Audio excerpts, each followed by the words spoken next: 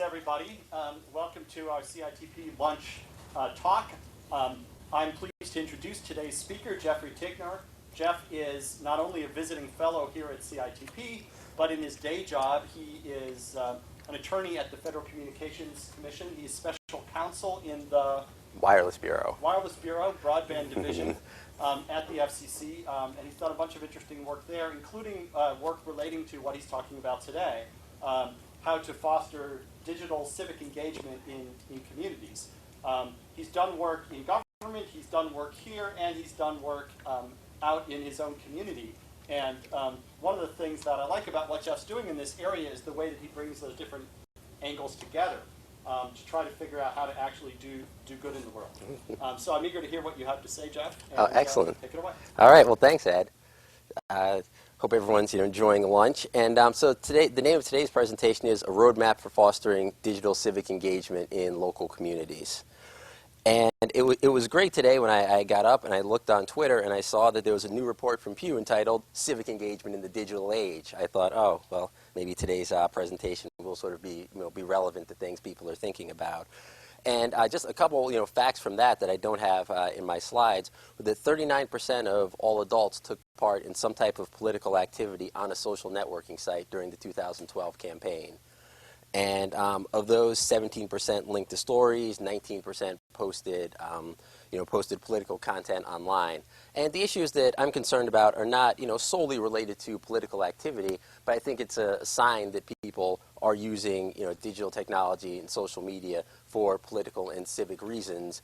And I'll talk a little bit, more about that and some principles around that, things I've noticed that people are doing and things that people can do to have a more engaged society and help sort of our political life reflect things that we're doing in terms of socializing and the devices that we carry around every day.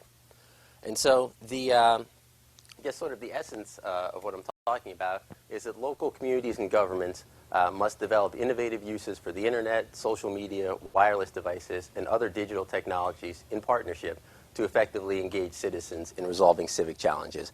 And I'll talk about some ways in which some cities and communities are doing that. Just a little bit more on my background. I know Ed sort of provided Cliff Notes version.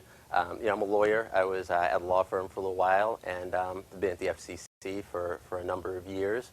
I was also an advisory neighborhood commissioner in Washington, D.C., which is where I live now. And as Ed mentioned, I come down to Princeton one day a week. And so an advisory neighborhood commissioner in Washington, D.C. is essentially a person who is sort of the lowest level of local government. You represent 2,000 people in your neighborhood. And I was the chairperson of my commission, which was essentially like a mini city council of 9 commissioners that covered about 20,000 people. And so a lot of what you do are just ground level issues, zoning, liquor licenses, traffic, and sort of serve as an advisor to city council people, the mayor's office, boards and commissions. And so I think a lot of it is where you see, how, policies that are enacted maybe, at a higher up level are really affecting people and see the things that people are complaining about or concerned about.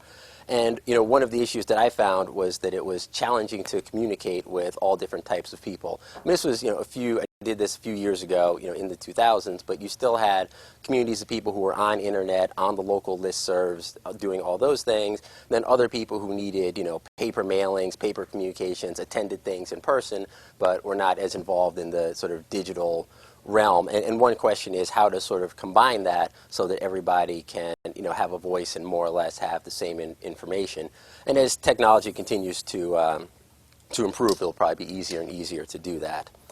At the FCC, a project that sort of inspired me to want to come to Princeton and do some additional work was being a member of the working group on the information needs of communities, which was a project that looked at how people were getting news and information in the 21st century to, I think, help the commission think about just, probably as a background, sort of media ownership rules, but again, just thinking about, well, rules that were created in the days when TV and radio were only sources of information. What does it look like when people are sort of their own reporters and there's, Twitter and cell phone pictures and people are putting all this information out there? How is that sort of affecting democracy, and how does that sort of fit into the ecosystem? So I worked on a mobile chapter and a diversity chapter of that, and I thought it was, a great project and fun, and just wanted to do a little more with that. And today, I guess it's worth, noting also that, I'm in my own capacity today, not saying anything on behalf of, the FCC, or the government. And so, in terms of having a healthy ecosystem for digital communication, there are several factors, I think, that you would look at. You see citizens communicating with one another, governments communicating with citizens, citizens and government using technology to solve civic problems together, and sort of fostering participation and access. And that could be access by people with disabilities, or just participation by people who might be elderly, not necessarily able to get out to meetings, but broadening the variety of people who can participate in civic life in the community. And so to get a little bit deeper on that, what I've done is try to develop 10 principles for fostering digital civic engagement in local communities.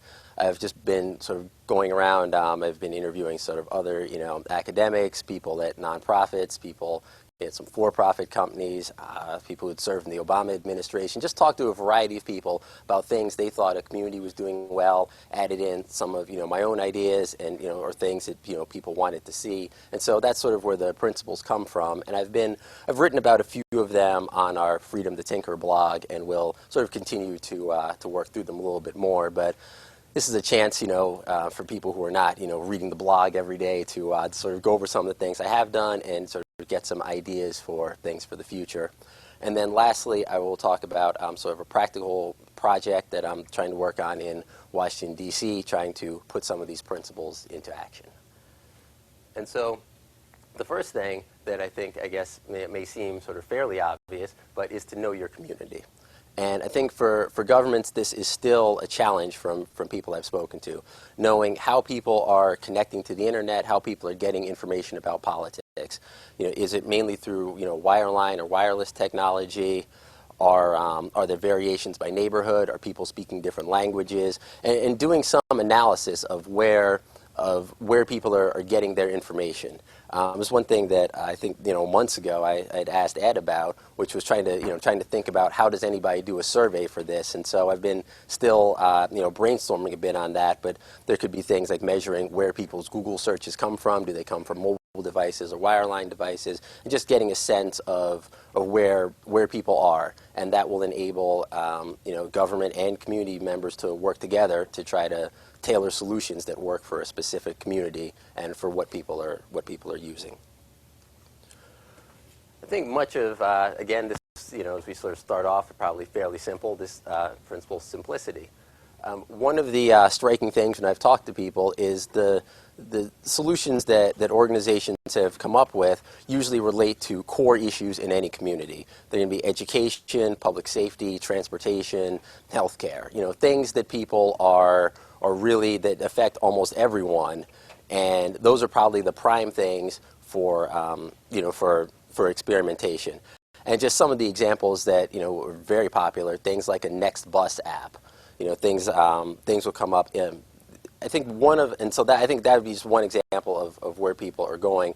The one person I spoke to from the Obama administration said that sort of success in these core areas will allow people to feel better about the work that government's doing and just give more leeway to sort of expand into other areas. And I feel like that has been a good principle.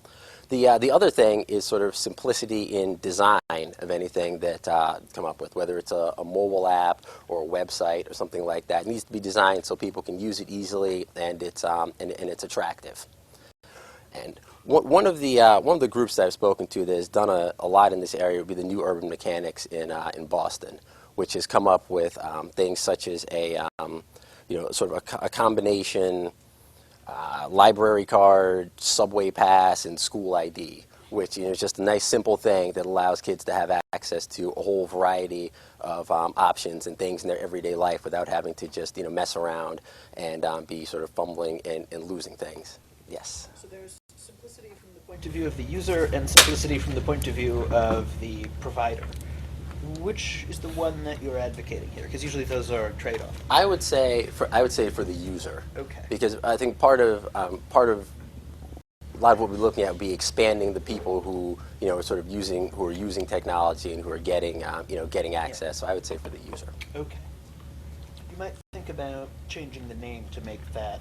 Because my Okay. first thought when you said this was, oh, you want to have the austere, simple government does a few things view. But no, what you mean is you want it to be elaborately coordinated on the back end so the user has to remember a few things. I think that's right, and the things that the government does focus on, I mean, maybe focus on a few 3 or 4 areas, Yeah. but I think that's that's an excellent point. Okay.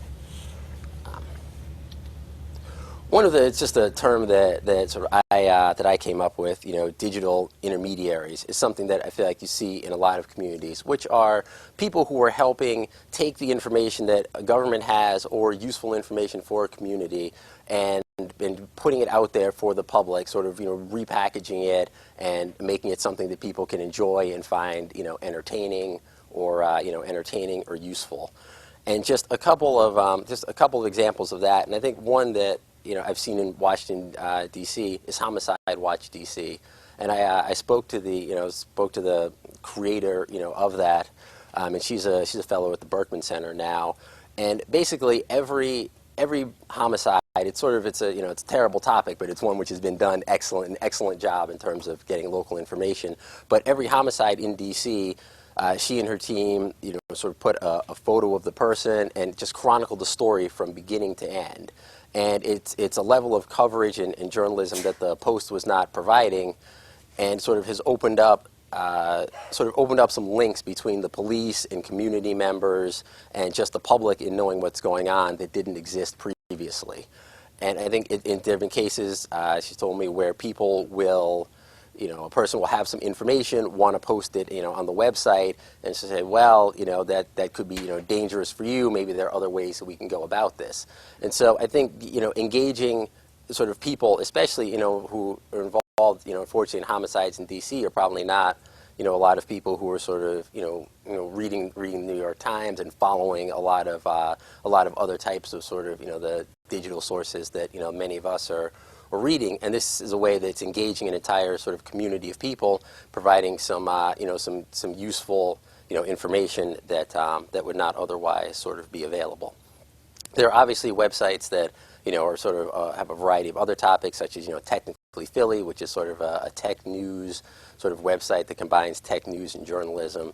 And when I've been talking to people sort of on this subject, I've focused, maybe because of my FCC background, but a little bit more on the journalism and sort of technology side. But obviously encompassed in this are also the creators of, again, the Next Bus and apps that rely on information provided by local governments. In part, the essence of any of this is really the link between the online and offline worlds. And in terms of one aspect of this engagement is moving the community meeting into sort of the 21st century. Not just having technology be limited to people who have access to a mobile app or necessarily have a fast internet connection, but people who choose to go out to a meeting, taking that process and putting it online. For example, if a person is looking to, what's going to go into one, acre of space in the community that can be redeveloped, there might be some type of, an online game, a shared, people come sit down with computers and, look at a shared picture of what it's going to look like, move pieces around, understand what everything is saying, and physically, as opposed to just having one or two people sort of dominate the conversation with, sort of raising their hands, and everybody sort of has a different vision in mind of what a community project is going to look like. And that would just be sort of one example, but ways that we can sort of make the process come to life for people more so than the current process does. I think, as several people have said, just the showing up at 7 p.m. for a community meeting has probably kind of existed since the beginning of time. And as we look at the way technology has affected everything else, that's an area that hasn't sort of moved forward as much. And coming up with some linkages that will help it do that is something that's important. Other sort of aspects of things that could work would be video conference, things that would allow, again, people who are elderly or have disabilities to watch from home, or just simply people who are busy to be able to see meetings as they go on and contribute in real time. And I know there is some sort of software out there for now that are doing things like that, but and I guess including people watching this. But in terms of the interactive side of it, I don't feel like I've seen much that's been all that useful yet. The next one is, and in that regard, is readying your community for today's and tomorrow's technologies. And essentially, a lot of that is that local governments need to think about what is going to happen when the next generation of Wi-Fi, white spaces technology is available.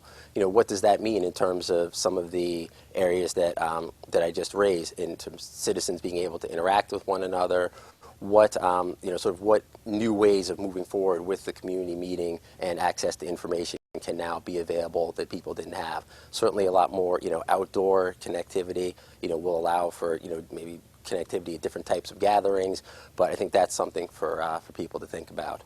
The other sort of area where it's come up is the fast need for faster fiber connections, and what that also can mean for citizens building technology and whether it's wiring government buildings, people building things themselves, and making sure that people are ready for that, and dealing with the municipal challenges and all that come with building that faster network. I mean, obviously that's been a topic that has gotten sort of a lot of discussion recently, and it's something that I've raised with several elected officials in DC, which is if we have neighborhoods that are not doing so well, this type of faster connectivity could really be a game changer, and would hopefully be something that I feel like people at least where I am would be a little bit more receptive to thinking about. I mean, we have Verizon Fios, but obviously just thinking about what the next few years are going to look like and how that helps the people who are currently living in the city. One of the I think observations that I've made is that the benefits of any local community provide so much, give so much of a influence so much how people are connecting and using technology. I mean, Boston really seems to be the leader in terms of a lot of these, at least from what I've experienced, in terms of a lot of these innovations so far. The university community just has so many people who are able to work on projects and do experiments, as I mentioned, with the new urban mechanics and just with other entities in within the city. And I think that's something that I'd like to bring to DC, to take advantage of the fact that we have so many major tech companies that have a DC presence, but maybe are not as engaged in solving some of these local problems or bringing some of the technology to to the city. So that's one of the last things I'll talk about, is what I'm trying to do in that regard. But as it's also observed, we need to inject new energy into problem solving, which is essentially a lot of like the Bloomberg Innovation Fellows, and it's any type of contest, anything that goes on in an area that brings new people to solving problems. I mean, I think that's been a just a frustration. Certainly, again, in my local area, that just seems like, it's just the same people over and over who are involved in politics and who are involved in these issues, but we're not, engaging, a new generation of people in problem solving. And I guess as evidenced, yesterday there was an election in D.C. in which 9.8% of people turned out to vote. And the sort of explanation was given. My wife and I went. We were 2 of 4 people in the polling place. And, the explanation sort of was given, people are fatigued because it was a special election and sort of not a lot has happened. But, I mean, and other people I looked on, blogs would say, well, there's just no point in getting involved anyway. It's just sort of a lot of the same people. But the problem that needs to be solved is, why are people not getting involved, and will sort of in investment and putting energy into using technology and reaching people where they are sort of help with these problems. And at least where I am, if only 9.8% of people care enough to get involved, it seems like there is some type of problem there. obviously, this is something which is, I guess, pretty straightforward. You need to identify nonprofit or other partners to help train and engage citizens. And really in the rural context is where I've seen a lot of this when I've been talking to people, sort of a one-to-many approach. And I think that it could work out in the urban context, but I wanted to sort of speak to some rural experts as well, just to get a sense of how people might address some of these same problems just in different areas of the country. And some of the technology in rural areas that's used for satellite technology has been effective for farming, has proven, is proven useful for civic purposes, and in terms of just also building some mapping and other types of things that people have invested in some rural areas can also be sort of promoted for civic uses.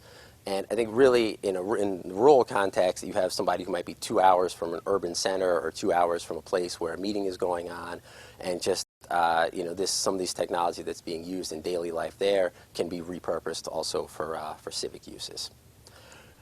Interestingly, I guess I would think that many sort of traditional organizations that have been sort of social services organizations, one that I talked to was the NAACP, which is social services and a political sort of organization, has not really been a big leader in terms of technology, training and engaging people in new technology. So it's sort of the next generation of, whether it's, Code for America, new organizations will be ones that will probably more have a lead on this. But it's been interesting, in my conversations that sort of a lot of the sort of traditional organizations that have been, sort of set in a mission and have not really tried to adapt to get more involved in technology and recognize that it's a training, it's an area where people, need a lot of help, and it can be, a gateway to getting the kind of engagement that maybe, in the 60s or 60s or 70s people had through marching and organizing and gathering, and that a lot of that has moved online, but some organizations have sort of not been as quick to get with that change. I've sort of discussed this in many other contexts, providing easy access to information about elections, and many ways that's sort of the one of the core things that people who really care about technology are concerned about. I think in foreign countries, it seems in many ways people are sort of ahead of where we are.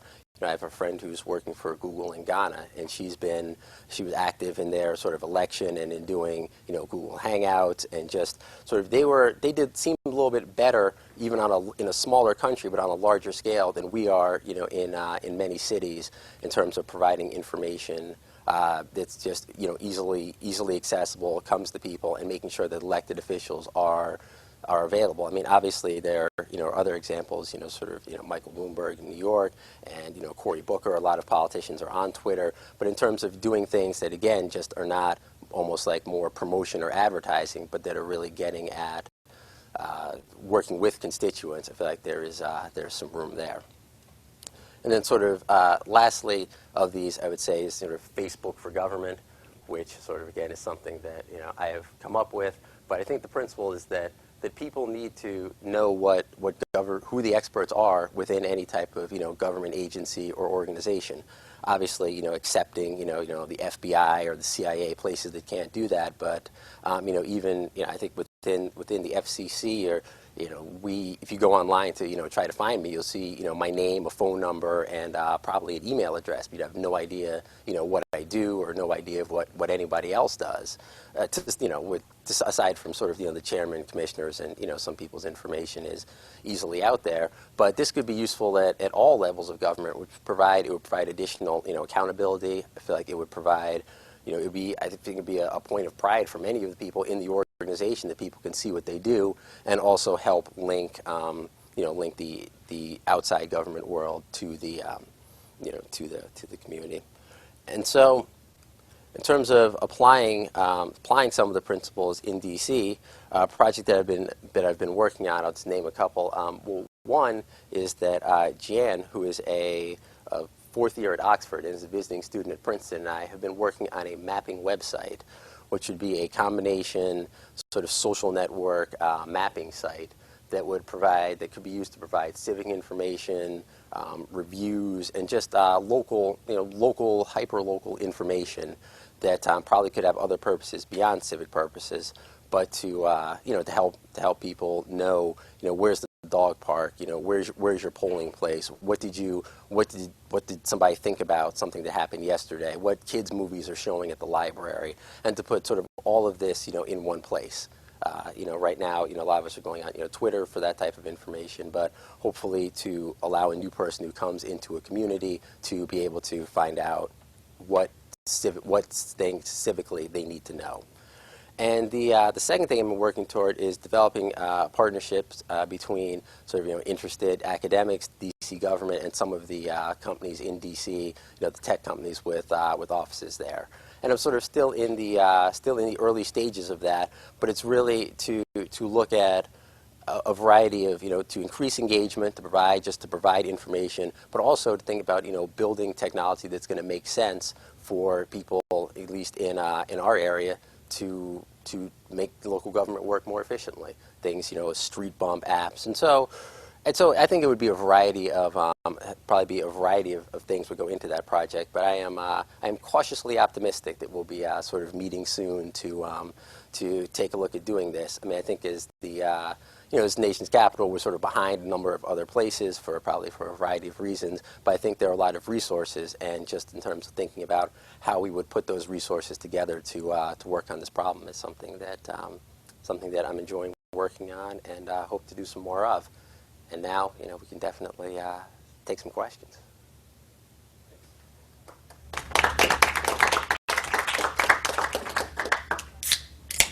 Hi. I really like how you're pulling these principles together, and it seems to me that you're thinking in a frame of civic engagement or civic participation as information participation. And I'd like to challenge you a bit on that. So, okay. One of the things that I would counter with is data and information are not the same as engagement, and simply building the much needed better tools for local governments to communicate about their infrastructure is very different than building the communities of civic engaged online life. So right. The Pew data that you cited shows that people without a high school degree are half as likely to produce content for online. Right, so right. We have this huge kind of working class gap where people who are already pretty sophisticated politically are feeling comfortable about jumping in and being a part of those information communities. But folks who aren't there yet, there's a real gap. Right. And so I think what you've got in your principles is fantastic in terms of really thinking from a government perspective of what local municipalities need to be doing and thinking about, and that's a huge problem. Right. But I just kind of push to say, well, let's start also thinking about how then do we make sure we don't leave a lot of folks out. Right. One of the observations that I made, I think that's an excellent point, is that the use of smartphones is sort of smartphones are used across the board by sort of right.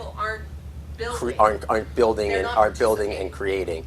Well, I think that's one of that's definitely a concern for me, which is figuring out you've got the device in your hand, you might be using it for for comedy or for watching videos and for things, but how do you go from having that device in your hand to actually to participating or using that for some civic purpose? One thought that I don't necessarily have all the solutions for that, but one thought that I had is at least saying, maybe there's some mobile app. There's something that you would be willing to download that's easy to use and fairly simple that would help in terms of it's right there. What would make somebody just take that leap? And I feel like making it a little bit easier than it is now might be something that would do that. But I agree with you that is a problem. And I would just say the other thing that I think that maybe I could focus more on is maybe the same group of people does attend community meetings and sort of showing some technology and using them in that context will sort of inspire a person to say, well, I've got a smartphone, or yeah, I do go on the internet sometimes, and I can get people to start combining the two. So taking an area which is completely offline, moving it partially online as sort of a bridge there. But I mean, I agree. I think it's a very good point. We'll go. Okay, we'll get you. Sure. Okay. Sort of follow up on that. The subject of all your aphorisms, which are sensible, is almost always local government does X or Y or Z. Would this problem look different if you were looking, if your participation was in a community group? For one place to start on this, Fred Pohl's Practical Politics is 40 years old and doesn't, of course, deal with all the technological questions. But as an organizational guide, I think it's... Well, no, absolutely. The community groups community groups definitely need to, thinking about adopting some of the same things that I'm talking about with with local governments. And I think it's really the issue is really sort of people working together. I mean, essentially, you're right. These are very sort of comparable points. It's really taking.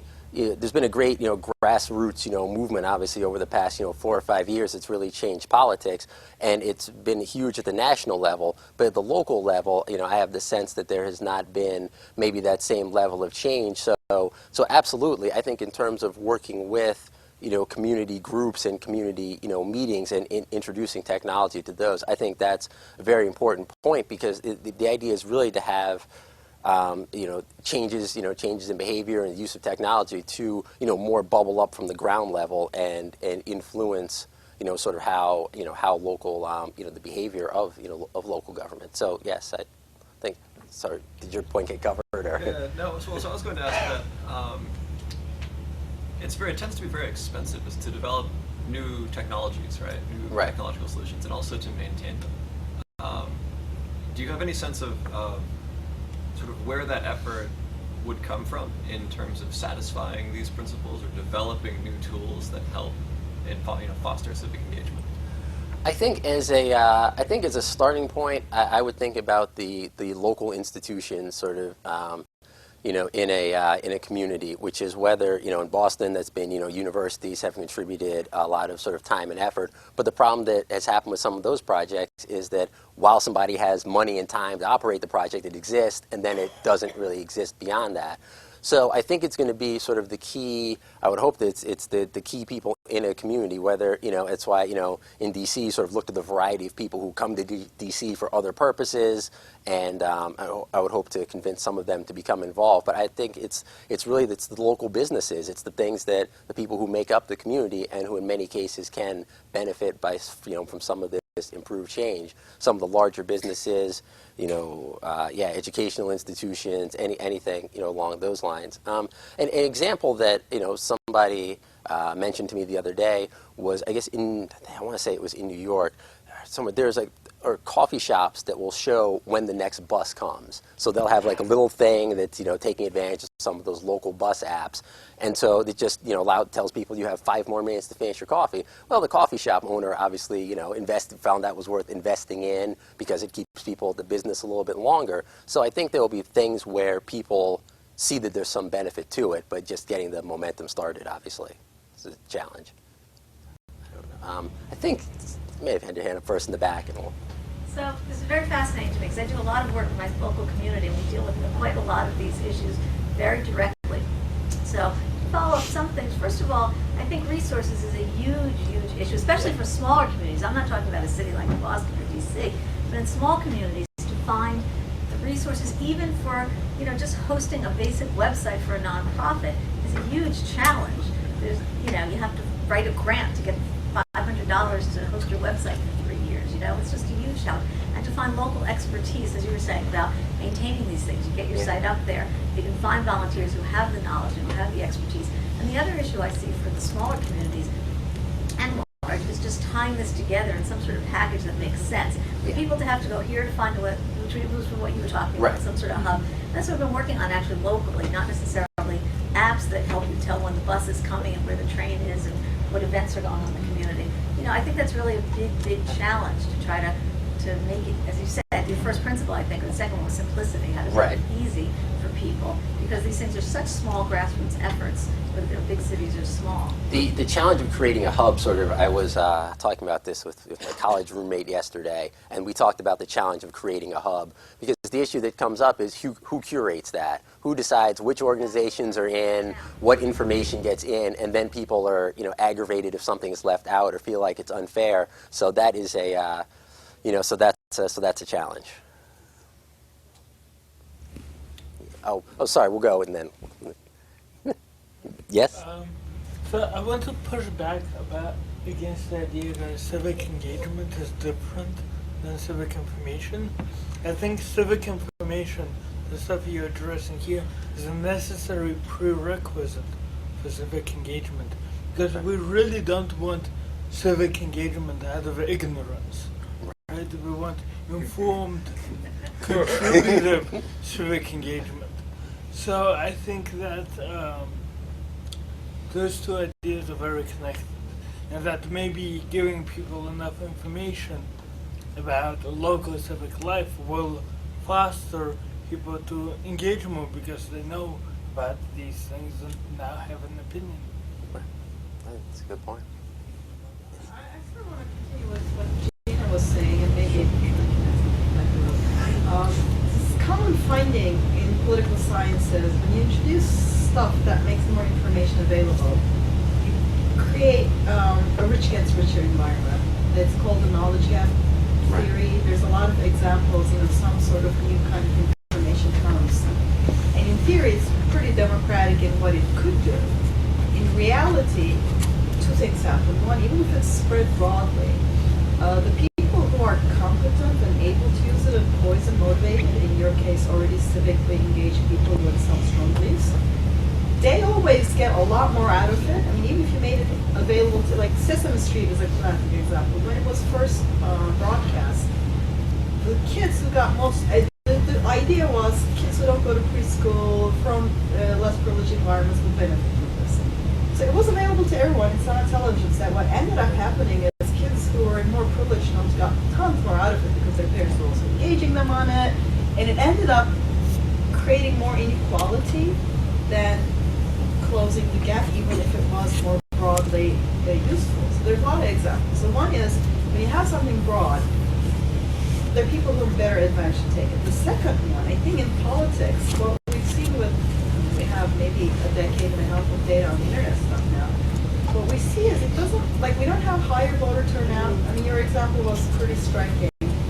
We don't really, like the classic indicators of more engagement, we do not have any way to claim more people are engaged. But we do have, for the people who are engaged, boy, can you be engaged. I mean, you can be like up engaged 24 hours in your site. So, and I'm not saying this to criticize, I'm just saying like this is the way the world works. What, have you guys thought about what can be done to counter these two well-known things, which even if it's broad, the people who are already poised to use it will use it much better. Right. And anyway, they're most likely the only ones using it. Right? There's these huge problems with. Well, I mean, this is good stuff. and more- It's just this whole problem. And Right. more tech may not solve the engagement. I mean, It might make drop-off. it worse because if you have sort of smaller communities who are like using this to super organize, anybody who's trying to organize against them will be flattened, right? If you got, let's say, DC, gentrifying neighborhood, and local residents don't want something to happen, the e-commerce are super wired and organized. They're going to crush the, there's this weird well, effect. right. Well, I think that's sort of a, and that's probably has been, the case largely in DC, that you have people who are, exactly, a lot of newcomers who are more sort of engaged online. But if we, sort of go back to the point from earlier about the neighborhood association stuff, a lot of, in most communities, many of those things have been around forever. And, looking at, how sort of they become effective, organizations that have existed for a while, by maybe introducing technology, it may make those people who are active, they might become a little bit more effective. So, I mean, you might have newcomers and then people who've been around for a little while. Maybe you're making the people who've been around a little more effective. Now that might be, as you point out, at the expense of a person who's quiet and not really saying anything. But I think maybe it also helps those sort of existing organizations from fading. And by the way, I agree this is also a tough question, but I would just sort of ask, do you think that it's ever possible to increase the amount of participation? Because do you think those studies say that it's just we can never get it past a certain point, no matter what kind of information? Unless you make a real strong effort, just having more information available or more tools available doesn't do it. So it creates a question of how these are push mechanisms. So the question becomes, is there some way we can have a pull mechanism that gets people in? And I have not yet really seen it in the civic tech space. And it's not like it's an easy question, so I'm not like saying, here, solve the 30-year question of, on the fly in 30 seconds. Thank you. It's just something to think about. Is there some way to build a push mechanism, a pull mechanism into this?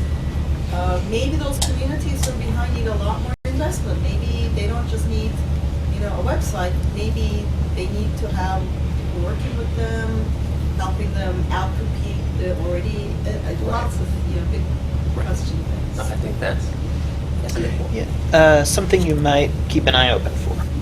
There's going to be a bunch of cases where there's regulation that sort of locks in previous communication patterns.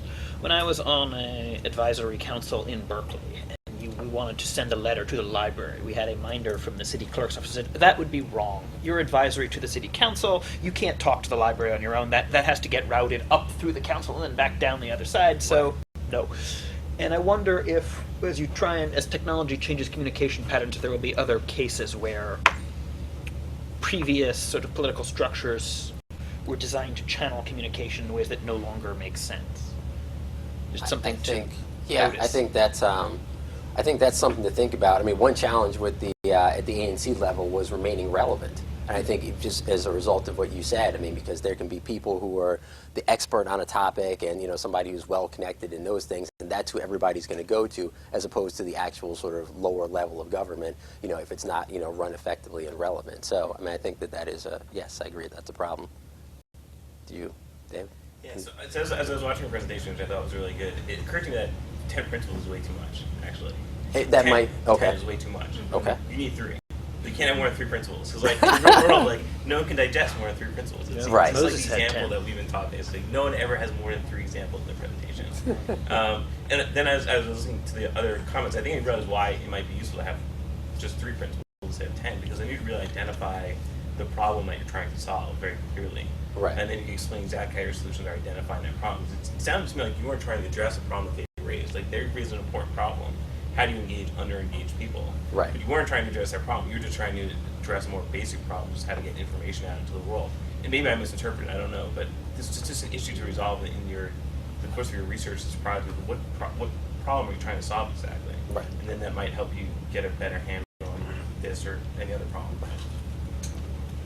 Might I suggest the word governance rather than engagement?